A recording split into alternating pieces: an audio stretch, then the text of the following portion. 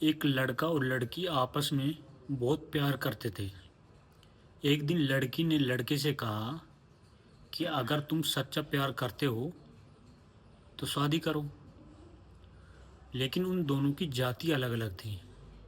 तो वो दोनों योजना बनाने लग गई और बोले कि घर वाले और परिवार वाले तो हमारी शादी के लिए राजी नहीं होंगे।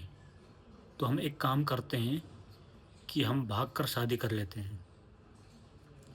लेकिन उस ज़माने में गाड़ियाँ नहीं थीं, सिर्फ़ घोड़े चलते थे। तो वो लड़का एक घोड़े वाले के पास गया और बोला कि भाई, तेरा सबसे तेज दौड़ने वाला घोड़ा वो दिखा दे, और ऐसा सोच कि मेरी जान की बाजी लगी है। तो घोड़े वाला पास में खड़ा एक काले घोड़े की तरफ इशारा करते हुए कहता है कि अगर ऐसी बात है तो तू ये काला घोड़ा ले जा। ये 70 किलोमीटर प्रति घंटे की रफ्तार से दौड़ता है और ये तुम्हें 30,000 रुपये में पड़ेगा। तभी अचानक लड़के की नज़र पास में खड़ी एक सफ़ेद घोड़े के ऊपर पड़ती है और वो उसकी तरफ इशारा करते हुए कहता है कि इसका क्या है। तो घोड़े वाला मुस्कुराकर कहता है, ये तो गजब की चीज़ है। ये 150 किलोमीटर प्रति घंटे की रफ्तार से दौड़ती है और इसके दाम मात्र 10,000 रुपये है। तो लड़का बड़ी हैरानी से पूछता है कि ये क्या बात है, जो 70 किलोमीटर प्रति घंटे की रफ्तार से दौड़ते आए उसके दाम 30,000 रुपये, जो 150 किलोमीटर प्रति घंटे की रफ्तार से दौड़ता है उसके दाम मात्र 10,000 रुपये। ये कैसा मजाक है। तो घोड़े वाले बोलता है, ये कोई मजाक नहीं है, ये सच्चाई है। जब ये घोड़ी अपनी माँ के पेट में थी तो इसकी माँ पानी से डर गई थी और वही डर इस बच्ची की रगों में आ गया। जब ये ज़मीन पर दौड़ती है तो ये हवा में बात करती है और जैसे इसको पानी नज़र आ जाएगा तो ये वहीं रुक जाएगी। आप चाहे कितने भी चाबुक तोड़ लेना, ये एक कदम नहीं हिलेगी। इसलिए इसके दाम मात्र 10,000 रुपये। ये सुनकर लड़के के पैरों तले ज़मीन खिसक गई और सोच में पड़ गया।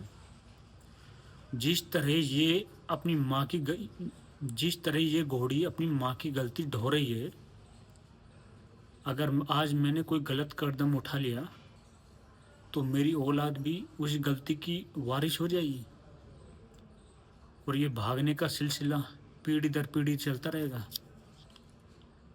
क्या मेरी संतान भी ऐसे भागती रहेगी।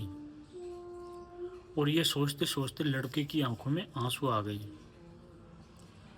और वो लड़की भगा ले जाने का इरादा वहीं छोड़ दिया और बोला, और आसमान की तरफ ऊपर देखते हुए खुद से बोला कि प्यार छुपाकर नहीं।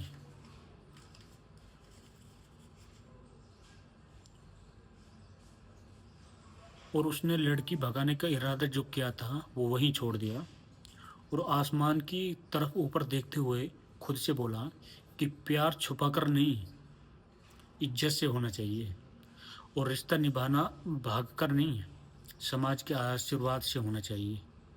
अगर आज मैं भाग गया तो मेरी संतान को भी ज़िंदगी पर भागना पड़ेगा। मैं डर की नहीं, मैं अपनी औलाद को इज्जत की ज़िंदगी विरासत में देना चाहता हूँ। तो दोस्तों, ये बात हमेशा ध्यान रखना कि जैसे बच्चों को माँ बाप की तो दोस्तों ये बात हमेशा याद रखना कि जैसे बच्चों को माँ बाप की विरासत में तो दोस्तों ये बात हमेशा ध्यान रखना कि जैसे बच्चों को माँ बाप की जायदाद विरासत में मिल जाती है ना, बिल्कुल उसी तरह माँ बाप की गलतियाँ भी बच्चों को विरासत में मिल जाती है। कुछ भी करने से पहले आप आने वाली पीढ़ी के बारे में ज़रूर सोचना कि विरासत में हम उनके लिए क्या छोड़ने जा रहे हैं। और उम्मीद करता हूँ आपको ये स्टोरी समझ आई होगी और ये भी उम्मीद करता हूँ कि आप इसको शेयर ज़रूर करेंगे।